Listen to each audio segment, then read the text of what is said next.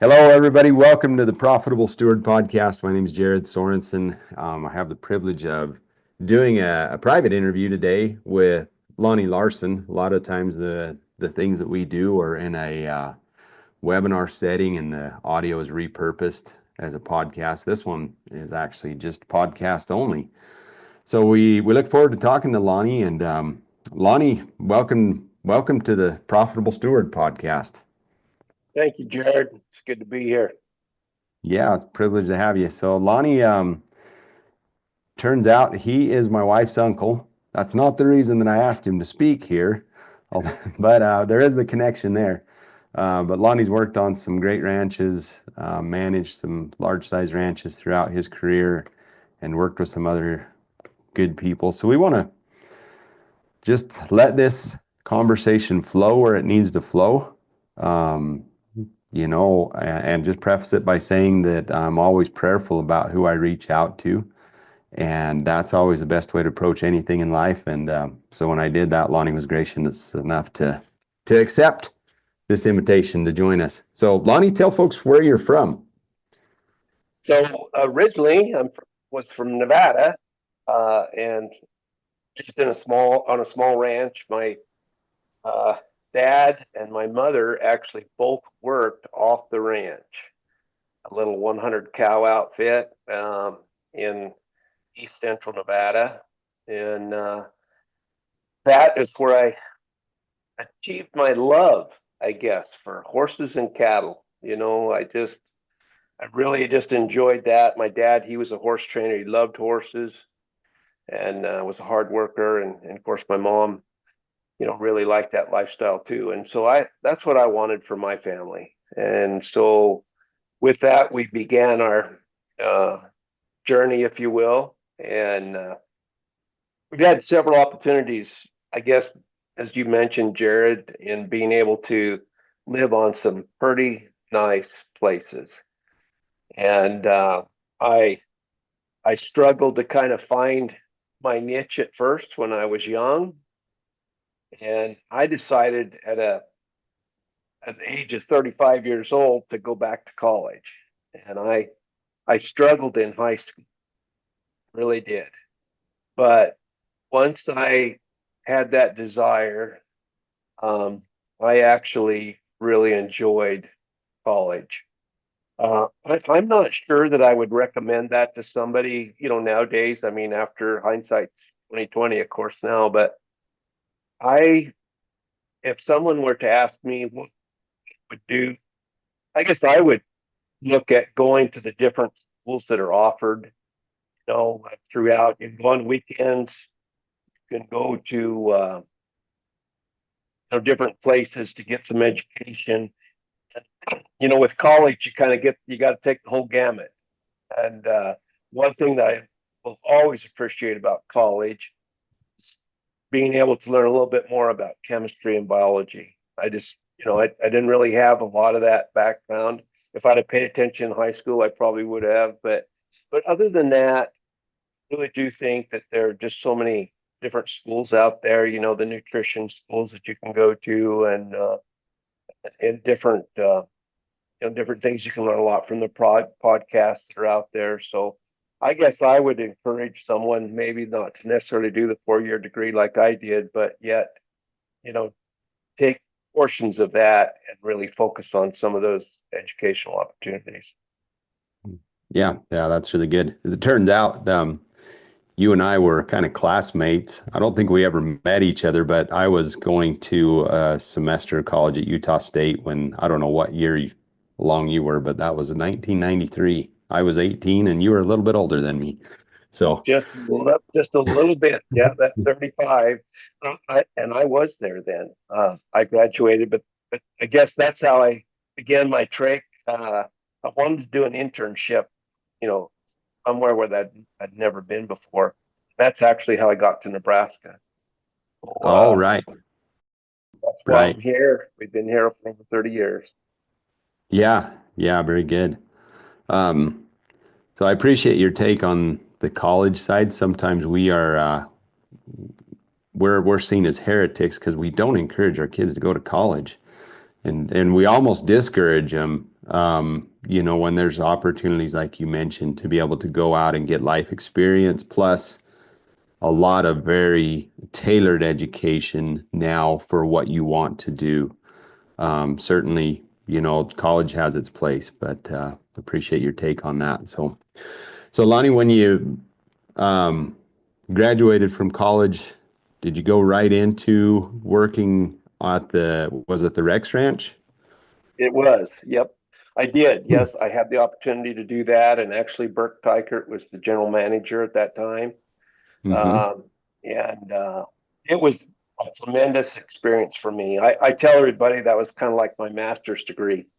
Yeah. Just I was only there for a few years, but those few years I was there, I learned a lot. When you tell somebody here's 800 cows, go manage them, the Mm-hmm. grazing and everything. And it can kind of be, it can be hard. And so, anyway, it was a tremendous opportunity. I learned a lot about Mark, and he was one of the guys that really helped me to get my feet on the ground. And I actually still keep in touch with him. Uh, Usually, we talk at least a couple times a year. Yeah. Yeah. Burke's been on our podcast before and has a ton of value to offer. If you could just pick maybe two or three of the lessons that you learned from that phase of your life on the Rex Ranch working under Burke, what would those be? Well, one of the areas that we worked really close together on was marketing, Hmm. and that's actually something I've done the last year or so here of my life is marketing, and I think that with Burke, one of the things that I learned is that we always knew where our costs were. End of each month, we had our cost, our unit cost of production, and so we knew exactly what we needed to market that individual animal for a profit.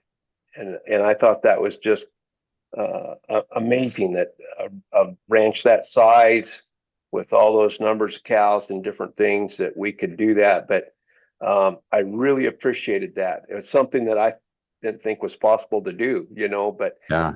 on a monthly basis, we knew, and when the market would hit certain things, he knew exactly what his, gross margin was going to be. And so he was ready to pull the trigger if it was there.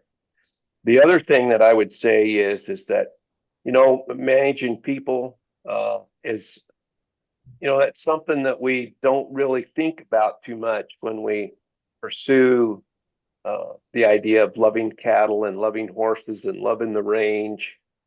And the people management is not there, at least for me anyway. It wasn't in my DNA to do that.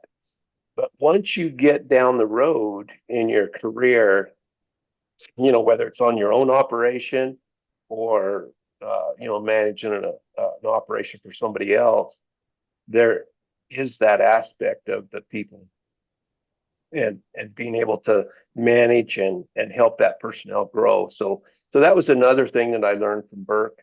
Um, Burke was Burke was also into the cattle management, the range management. He really did have, I guess, to me, he was one of those guys that knew a lot about a lot of different aspects, and he didn't just. He was a dedicated learner, and still is. He'll tell you that, but he would really delve into those different areas and different aspects, um, and I just really appreciated those things about him. Yeah. And it seemed like he was willing to invest in his personnel as well. I met him at a Ranching for Profit school. You would know the gentleman's name. He's since passed away, but he was a manager that came to the school with Burke in 2023. One of the maybe unit or general managers working under Burke at the Rex at that time. And so I thought, that says a lot that the general foreman will actually go and continue to learn when I'm sure there was huge demands on his time. So how have you mentioned at the beginning that perhaps college was just the beginning of your education. How have you continued to further your education since you left college? Well, I've really been fortunate in that area too, I guess, Jared. I had the opportunity to take the Ranching for Profit school too. I really enjoyed that, and being able to not only meet different people and also learn from them, which is so valuable, right? When you go to those things, you meet other people, other ranchers, and that's also part of the education. And then I had the opportunity. That was just a certificate program, and that was spaced, on a 3-day cycle, several times throughout the year. And I really enjoyed that. Hosted one of their first interns on a ranch that I managed here in Nebraska. So keeping in touch with those things, those are a couple of different uh, areas where I've really had the opportunity to continue to learn. Of course, serving in the cattle industry, board of directors, had the opportunity to do that here in Nebraska. So by doing that, you're still, meeting people, you're still learning, and hopefully those individuals that you are working with and rubbing elbows with, they really do have an influence throughout your life. Yeah, yeah, that's great. We're big on education here at Ag Steward. That's one of our foundations for everything that we do. The education, we find, Lonnie, in and of itself is of little value without the application, and that application is needs to lead to some form of transformation. And I think we see that when we work with horses and sometimes with cattle, right? At some point, there's a transformation that happens. That colt will lick his lips, his head will drop, the cow's ears will come forward. Um, Studying and working with people, how do we facilitate that experience for those that we work with? Any ideas around that? Boy, that's a really tough question. I think if I had the right answer or a good answer for that, I probably would be very, very rich. But no, I guess what I would share with you is that the to me, I guess it comes down to when you're working with family, right? You want to make sure that everybody really has an understanding of their job description, okay? And so understanding the different roles that you have within your system, whatever that may be, is important. And a well-defined job description is just vital there, I think.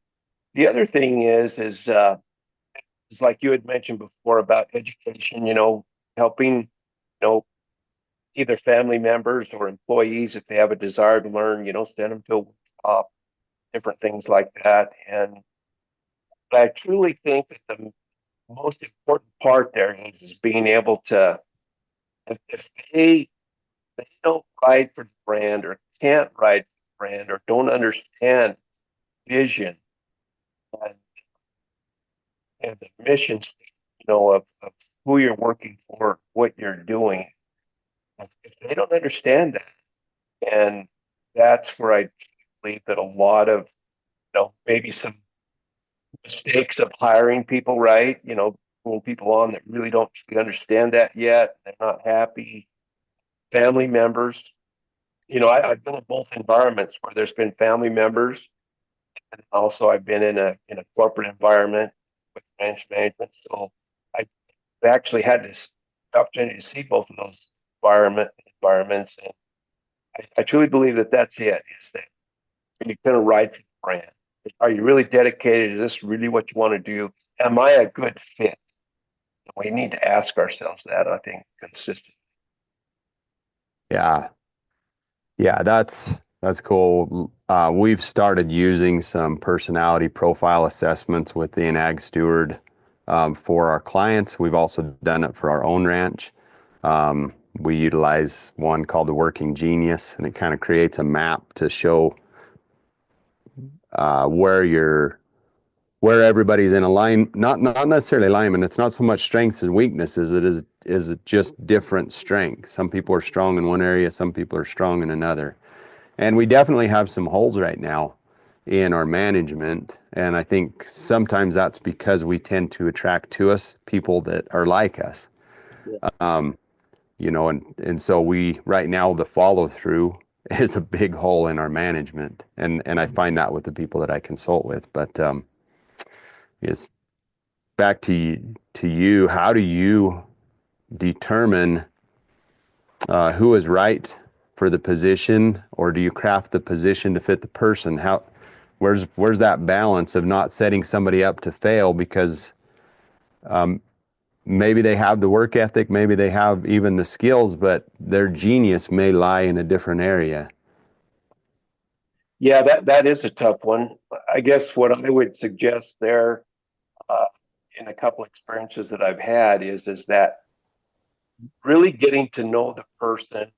Um, Very rarely in my time in hiring employees, very rarely do you hire somebody that I didn't know. Okay, does that Uh-huh. make sense? I think that you need to know them. However, um, you also want to see somebody on your team maybe does have those strengths that you personally either lack in or you feel is lacking in the rest of your team. So diversity is one of the things that we really tried to shoot for. Um, Mutual respect. I think that was really hard to cultivate in certain environments.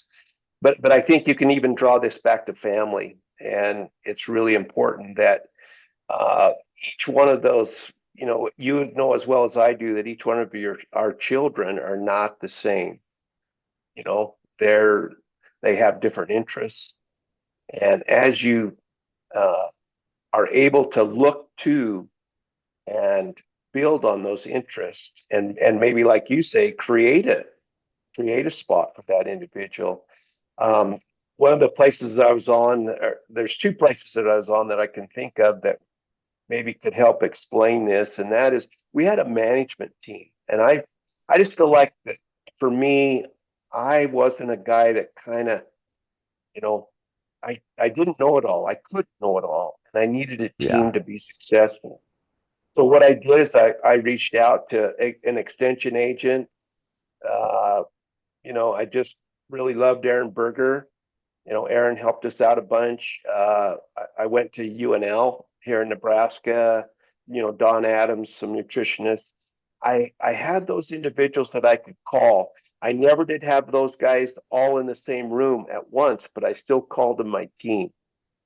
Yeah. They really helped us to come forward. And then the other thing that I did is I always had somebody on the team that had no idea what we were doing, and that was really good. You talk about just a mind-boggling situation. It was a situation where we were trying to figure out when we were going to brand, and part of the team was a guy that was a wildlife specialist that never been around cattle before, and he says, "Why do you got a brand?" And so what happens is when you bring individuals like that on your team or around your business is that hopefully they're going to ask questions that you really just assume is a no-brainer. Well, we got to brand them because that's what we do. Well, what we realized is maybe we didn't need to brand them right at that time, at crunch time, and we Mhm. we made some different Yeah. adjustments and we're able to do it later. So, those are interesting things. The other thing is bringing interns in. I know guys really like to have interns that really knew a lot and they could really help them. And I guess too, but I also liked interns that didn't know a lot because they were really, again, asking questions, lots of questions. And as you go around the ranch, for instance, here's one I'll share with you that I learned in my Mhm. later years is tagging. Why do we tag? Right? And if you don't use, I maintain if you don't use that information somewhere in your business, don't do it. Yeah. You know, so much time. There's so much time and effort put into that. But anyway, that was just an example, I guess. Yeah, I think it's good. I think it's good to question, and sometimes it does take that outside perspective to almost ignorantly say, why do you do that? And yeah, it's funny, huh? Because that sometimes well, it's just the way Dad did it and Grandpa did it, and so it's got to be done that way. How do you break with those traditions, but yet still maintain to your core values? Right. That's a tough one in some ways, and yet it's pretty easy in the other. I think that each one of us, that we have our core values. That's kind of who we are and what we do. And I truly believe that you walk this straight line. We can vary when it comes to different things in your operation, right? We want to be able to, um, you know, go with the flow sometimes, as long as the flow doesn't get way off in another direction. You, your core values, I think, keep you going what I would consider straight ahead. You know, Yeah. you're and so really believe that you surround yourself with people. Like I say, these mentors. John Maddox is another one that Uh-huh. I call him just a couple times a year. John, what do you think? And so it's those people I think that help us to maybe come back and stay on that path that continues you down that road leading to success. Yeah, I like all that you've said there, Lonnie, is like full of wisdom. The idea of having a mentor, of being able to stay true to our values and in alignment with that vision. That's a big part of what we teach at Ag Steward, is developing a vision, and not just from the top down. It's a mutual effort to create that so that everybody on the team has buy-in and you are pulling in the same direction. Um, Biblically, it says, without vision, the people perish. Uh, how do you find people that align with your vision?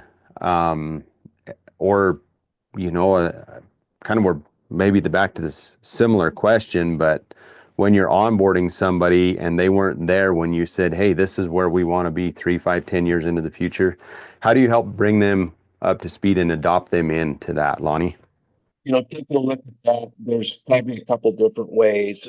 One of the things that, and I'll back up to where with our interns, I think that sometimes maybe we're in a spot where we'd really like to bring people on board that have a desire, but they don't necessarily really know what they want. But build that person and maybe even create the person that you would like through that individual, as long as they have the desire. Does that make sense? I just really believe it. It's kind of like a dog. I don't mean to say that like dogs, but in training dogs, a good dog, all you need is a direction and a stop.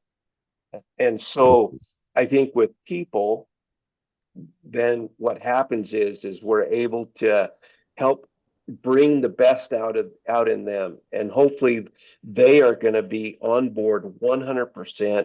They take ownership of what they're doing, and are proud of what they're doing. Hopefully that will lead to success. Whereas on the other side, you have individuals who are with great experience and they bring things to the table also, but maybe they can help you to create this environment where you will also have success on the other side of it. So there's a couple different Yeah. ways to do it. Yeah. Yeah. Well said. I appreciate that.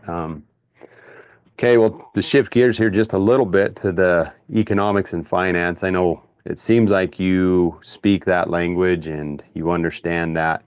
Um, when you're looking at the ranches you've managed or leased or owned, or those that you've helped to steward, what are the what are the most important things that you feel like we need to keep our finger on the pulse of, what are the key metrics that you feel like need to be measured in specifically the ranching industry, livestock production side?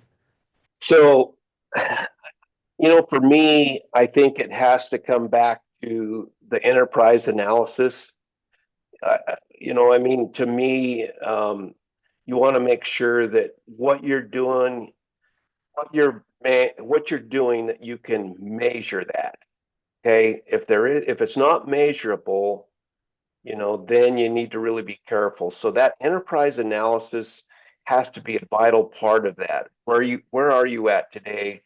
Want to be tomorrow? How is that helping our business? Are we keeping the value in our business instead of growing our business, or are we not keeping track of that? And I think that I work with a banker who is just a really neat guy, young guy, and he's very a progressive thinker. Well, a lot of times bankers, ranchers now, like if you get too personal with the banker, it's like, right, maybe we want to change banks, and so he does have to be careful. But what this banker does is he is telling me that over time he could show these operations that are 6 and 7 generations along, how they are actually losing value. The ranch is still there, things are okay, but it's the things that they're doing that they're really not paying attention to, in his view anyway, that Mm-hmm. may lead to financial instability down the road. So sustainability is really vitally important. The cows, do you run cows, calves, pairs? Do you bring in stalkers? Do you graze for somebody else? Bring in a custom grazer. There's all of those things that you can do, but as long as you're trying to help keep that value inside of your operation. So analyzing those monthly, uh, reports that we got when we were with Burke, that's a large operation there. And those monthly reports they were so valuable and so helpful in making decisions, your management decisions. Where do we go from here? Your break-even costs are vitally important, and so um, I think that it's really important as you think about marketing, and as you're aware, Jared, but marketing used to just be an annual event for a Yeah. lot of individuals, and it's not. It's an Mm-hmm. event that you should be thinking about on a regular basis. So knowing those numbers, and that's how you gather those numbers, is through that enterprise analysis, if you will. But you're gathering those numbers. They're good numbers. They're true numbers. They're not numbers that you want to be. I learned a long time ago that if you can go buy hay cheaper than you can raise it, that's what you better be doing, Sure. Yeah. Yeah. right? I mean, But it's a simple equation. but we all think, well, this equipment's paid for, so it really doesn't cost me that much. I've never talked to a rancher who believes that putting up hay costs him more than $100 a ton, because they say, oh, my equipment's paid for, and I don't have to pay my kids that much. And we start asking about, well, what about the opportunity cost? You've got $300,000 tied up in all this haying equipment, single use equipment. Sure, your tractors could probably, they feed in the wintertime, but you could get by with maybe half the number of tractors on some of these medium sized ranches.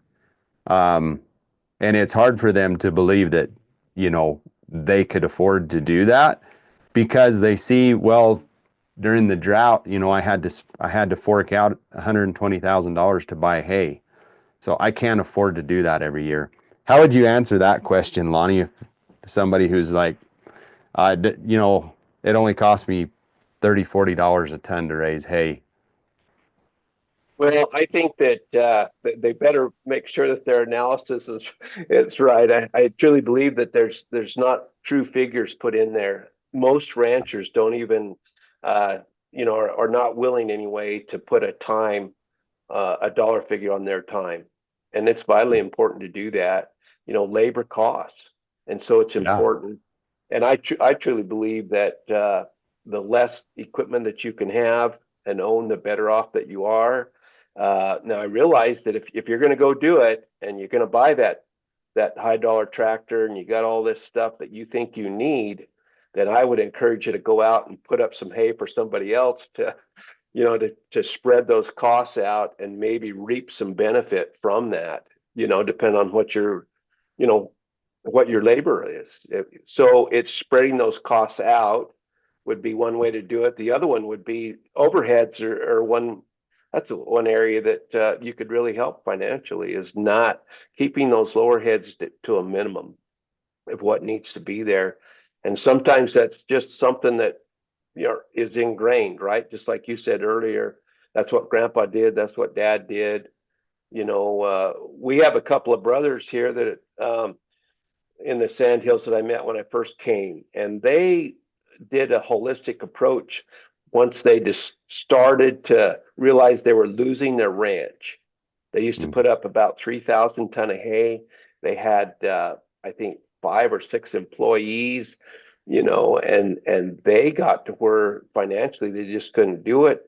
They went to a holistic management, of course, and that's similar to what you're doing, I believe. And what they did is they brought that ranch out of the hole. They sold their equipment off. They ended up maybe putting 300 or 400 ton of hay up a year's all. Let some guys go. Now, economically for the community, that probably wasn't a very good thing, but for them, they were able to save their ranch, and now they're going great guns again. And now there's third generation is on that place. So there's a lot of things that you can do. But I think it's important that we recognize that you don't just cut a little bit. I guess you can to a degree, but and I don't want to be political, but I see what's happening in our, with our country, and I think they're headed down a good road, in that they're really looking to see where efficiencies are. And so I think as we look at our operations, we really need to look at that and be willing to cut, even though it might be something that you enjoy, but be willing to really take a realistic look at that and see what you can come up with to help with that sustainability. Being able to, long-term sustainability is what we're after.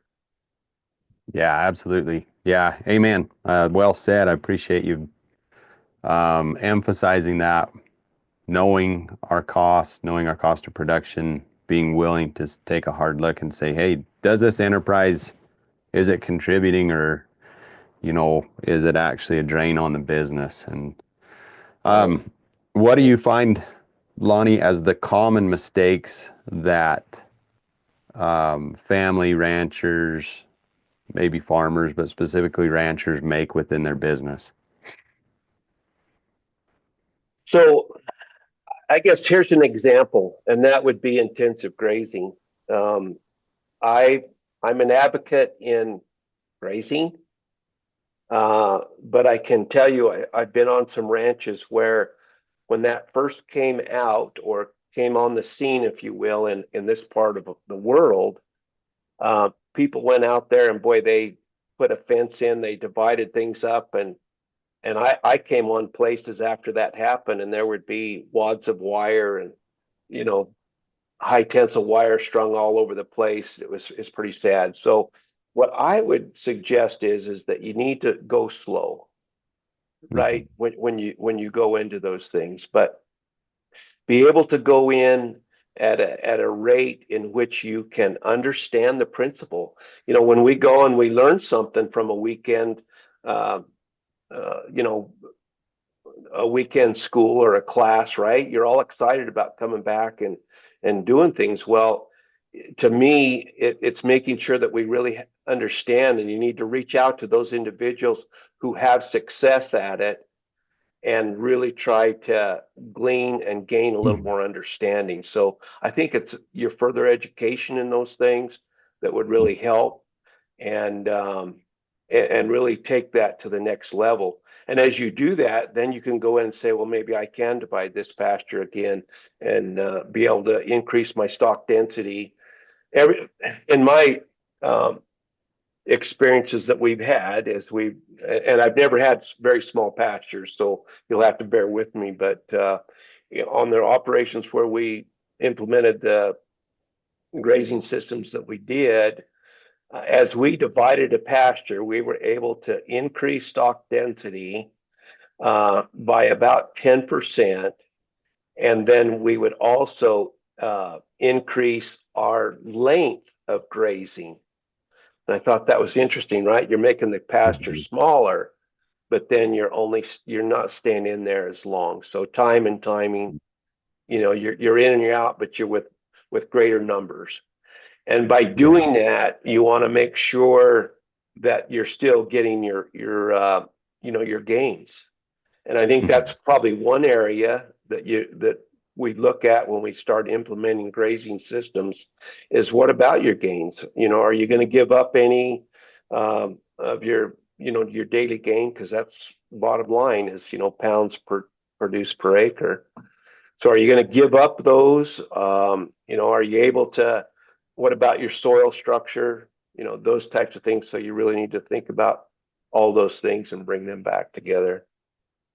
Yeah, very good. Well said.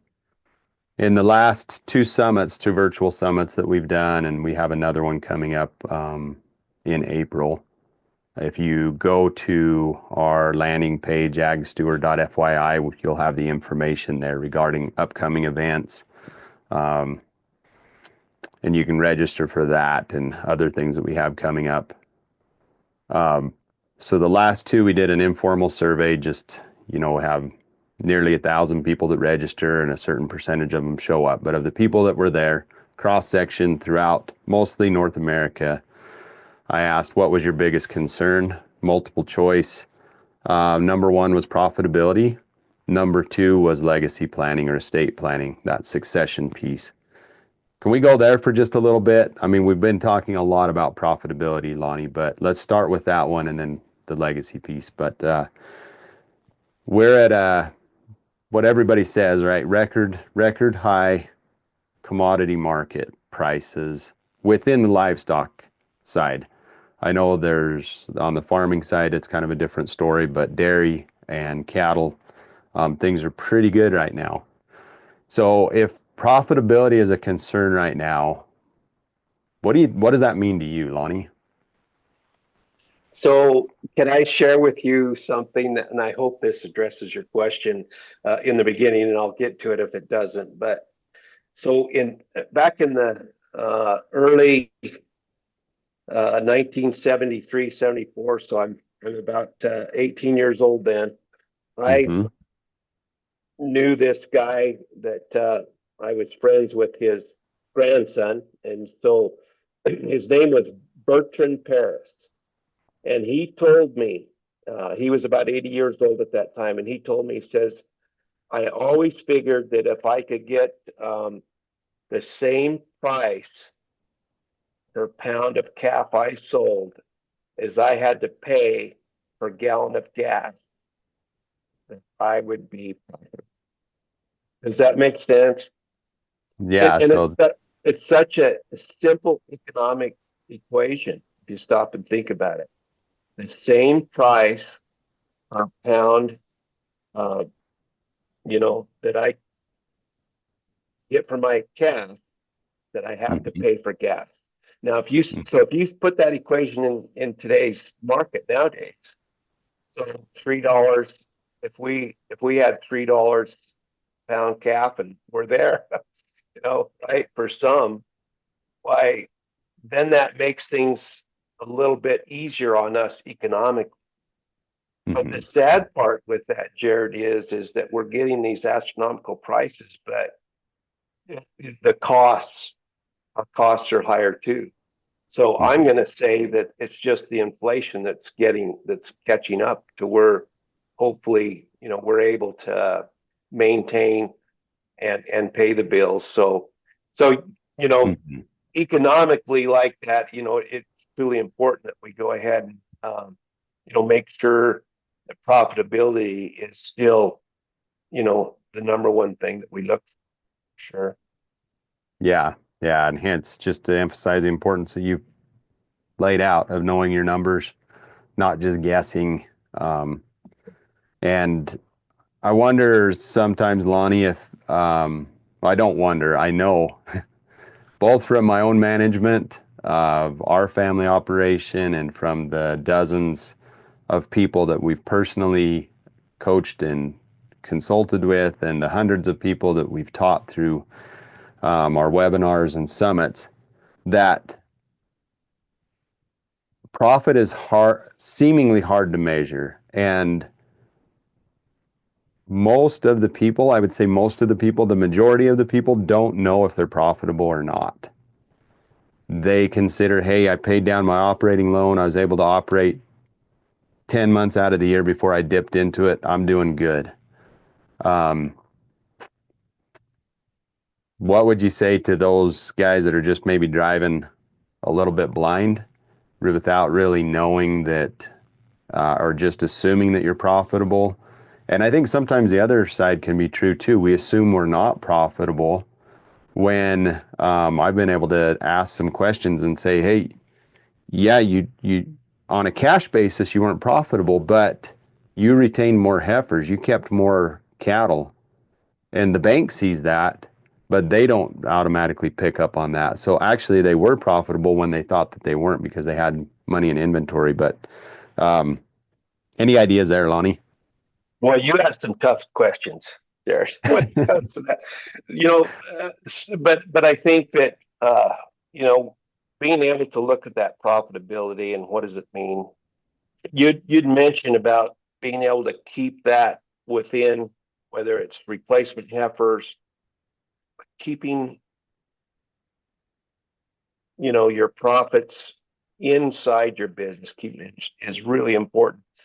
I truly think that you do have to look at reality, and if you feel like that you're not being able to to be profitable, if you will, over time, it might be good this year. What about next year? What are you looking at? What about paying taxes? Everybody says, hey, I don't want to pay taxes. Well, I wish I could, that I could pay taxes. And Yeah. that may sound crazy. That's a sign of ability. Mm-hmm. So next question on the legacy piece. That's the number 2 concern amongst agriculturalists today. I just saw, we can trust everything we see on social media, right? So I just saw a post and I was trying to repost it and then I lost it. But that thousands of family-owned farms and ranches went out of business, or didn't necessarily go out of business, but they're no longer farming and ranching, and that hundreds of thousands of acres were taken out of agricultural production. So obviously there's more research to be done there. What actually happened? What are the scenarios? Bottom line is we have an aging ownership, not only in agriculture, but in business across the board. I'm in other mastermind groups, and it's not just agriculture, but I think it's felt more keenly in agriculture that the ownership is aging. They don't have successors who are either ready, willing, or want to take over. And so it looks like right now we're feeling a strain, but all the indicators show that it's going to get worse before it gets better, in that more land will be taken, either further consolidated or sold for different purpose outside of agriculture. So I know that's a super broad question, Lonnie, and I'd love to get your thoughts on that from the communities that you've lived in and your experience working with corporate ranches who may be seen as the enemy, right? Because they're the ones that are buying up some of these smaller farms, ranches, properties. And then on the other side of, somebody who is looking to retire, and what do they do? So any thoughts there? Well, you're right. And I agree. I've read some of those statistics that you've shared. I think that as I look back and think about it, I wonder how much the kids are involved with the business side. So let's just maybe take a minute and walk through family operations. So you're a son or a daughter, and you go through high school, and you start to go to college. and you kind of have this desire to come back, um, but maybe mom and dad hasn't been willing to share the budget, if you will. And so Mm-hmm. I think that I would encourage them to get your kids involved with your finances, just to a degree. And then as they get older, even more. So, and I think what happens, you create an interest there. Seems to me like they go go away to school, the kids, and some come back. But what happens to a lot of ranch kids, I believe, or farm kids, is that other industries pick them up, and they take them because they know they're responsible, they know how to work, and they can make way too much money, or they could give them that opportunity to make way more money than going back to the ranch in their view, their eyes. So you have lots of pull, right, from society in general. Why should I go back to the ranch and work hard when I can, when I can physically work hard, when I can actually do this, and it's an easier job, and I can have weekends off instead of the 24/7 on the ranch. So I think the environment from our family operations, hopefully we'll take a look at that and see where we can improve on that aspect. Are we involving our kids really kind of understand, you know, the framework of the finances, but then Mm-hmm. also create that environment where, man, I want to come back. I'd like to come back. Here in the Sandhills, what's unique that I've seen is that most of the kids will, parents encourage them to go work off the ranch, go for 5 to 10 years, do what you do.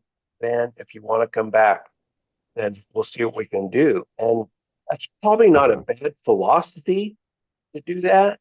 But then, like I say, some of them don't come back because they get gobbled up by the other industries that see their value.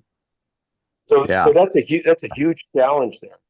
And then your corporate farms and ranches, you know, I hear a lot of complaints about that, but they bring in, uh, good people into the community. I think for the most part, they're part of that community. You're bringing kids into the schools, different things like that. So you have kind of both ends of the spectrum there, and Yep. hopefully, through the long term, like things will work out.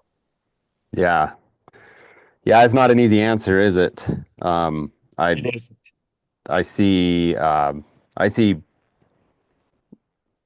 guys my age, so I just turned 50, and older who still do not hold the purse strings in the business.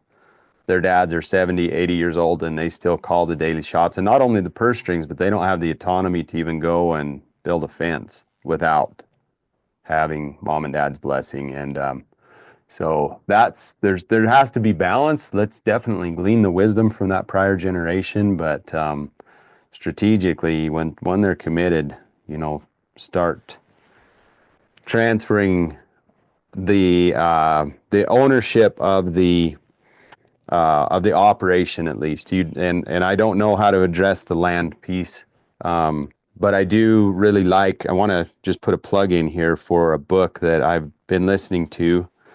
The author's name, it's co-authored by Andrew Howell. Andrew Howell, he's not a rancher, but he actually created our estate plan years ago, which we need to update. The book is called Entrusted, E-N Trusted. I love his approach to legacy planning. He spoke on the summit. If you look on our YouTube channel, it would have been the summit in January of 2024. So just over a year ago. One of the Okay. most concise explanations about how to create a working estate plan. And it's much more. He said most estate planners, they're just worried about dumping the assets to the next generation with the least amount of tax. And he uses an analogy there where he says, that's kind of like, as I remember, I kind of like dumping gas on a fire, putting a bunch of kindling out there without the knowledge, without the flint and steel that you need to build your own fire. So he said what would be a lot better would be to teach them the knowledge, give them the flint and steel, the raw material to go build their own fires, teach them where to go find the kindling, where to find the wood, when to strategically use the gasoline or diesel to get the fire started. That's a lot more sustainable than just saying, here's a bunch of money. You have nothing to back it, no values. That money doesn't care if it's used for drugs or for food, right?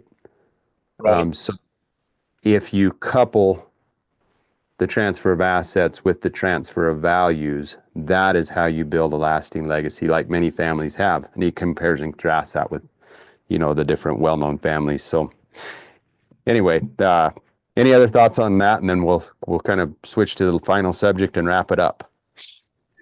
So I think that it's interesting of some of your comments that you made on the transfer of the generations, and I think that I've been involved, I guess, in a couple of those, and you're exactly right.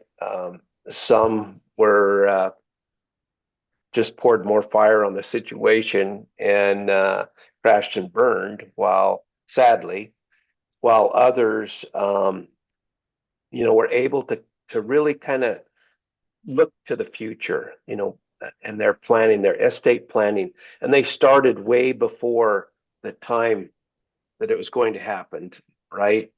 There was some really solid planning that took place years prior to that, prior to the change.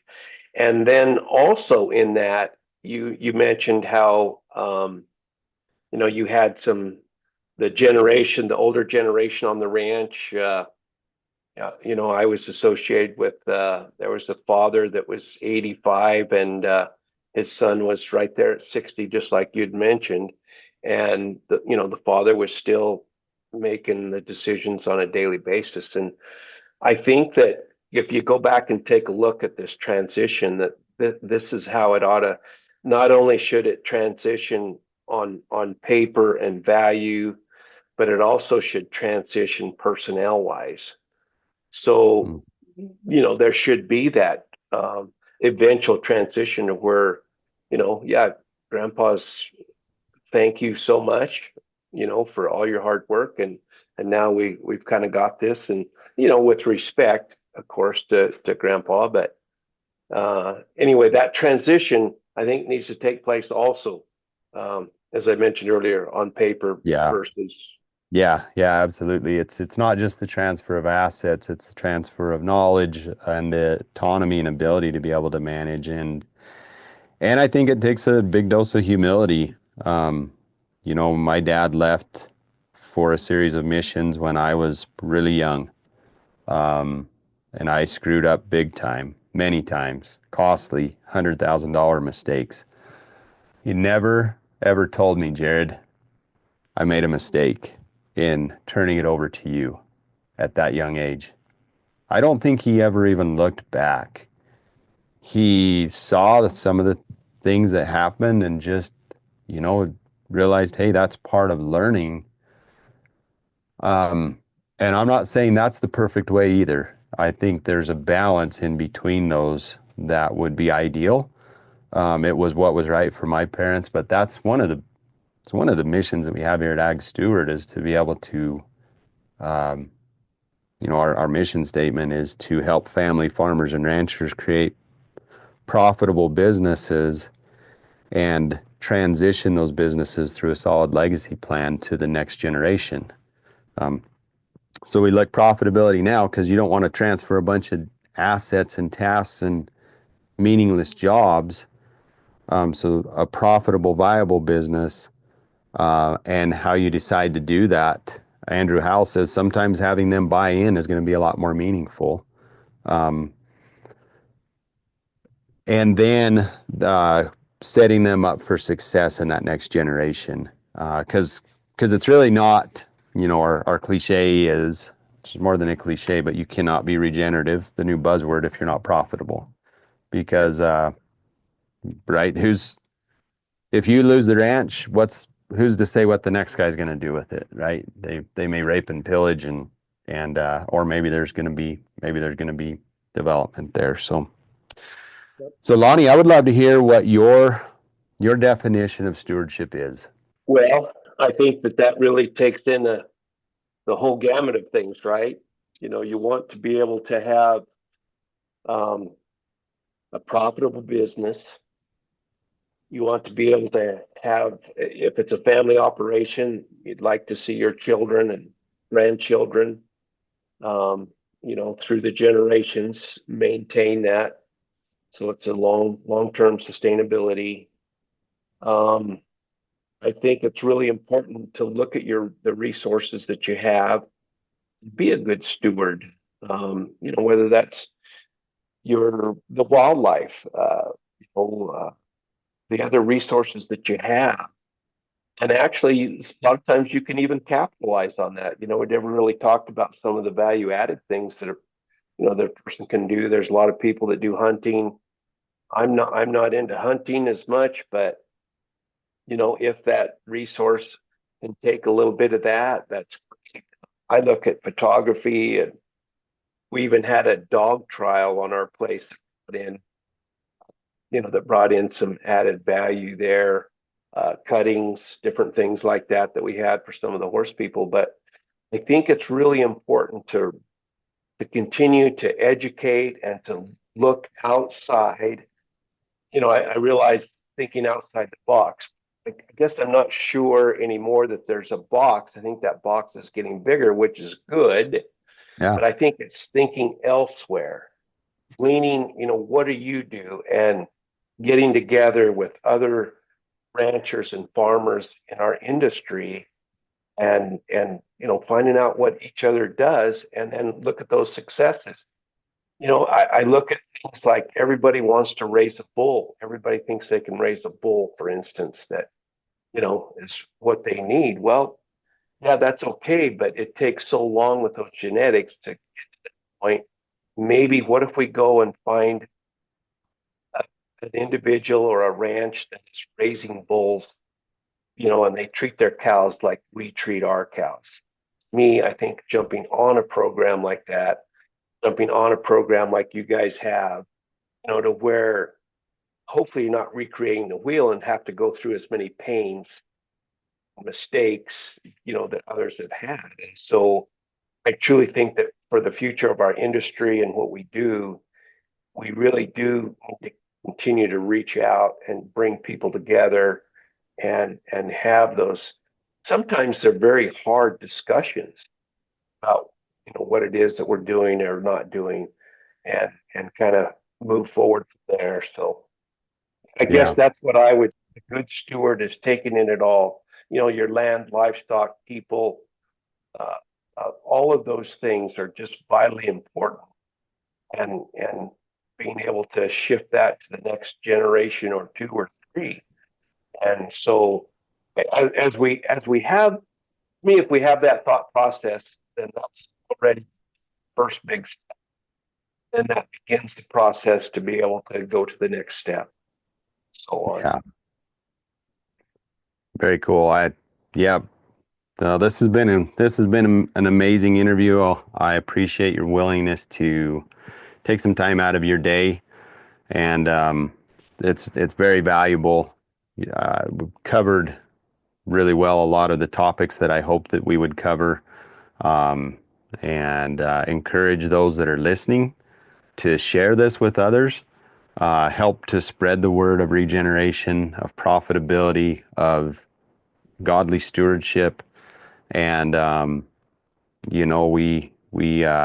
we feel that our role in that as ag steward is to be able to connect people with the resources that they need, and it's an honor to be able to serve just a great community, such wonderful people within the agriculture industry. So, any final thoughts, Lonnie? No, other than I'm just grateful to be part of the industry and the community that we have. As far as agriculture goes, I've just got to meet a lot of great people, and the diversity is what's going to save our industry, I believe, in the future. Yeah, Yeah, well said. Well, appreciate it. Thanks everybody for joining in on the Profitable Steward Podcast. Thank you, Lonnie. We encourage you to jump back on. We do live webinars the second and fourth Thursdays of every month, virtual multi-day summits with expert speakers every quarter. And we also are going to be doing a monthly class every month now to be able to dive deep into your own business. Our next one is happening March 20th and 21st. It's a Thursday, Friday. All of that information can be found on agsteward.fyi. Encourage you to check that out and share with those that you feel would benefit from this information. So take care, everyone. God bless, and we'll talk to you next time.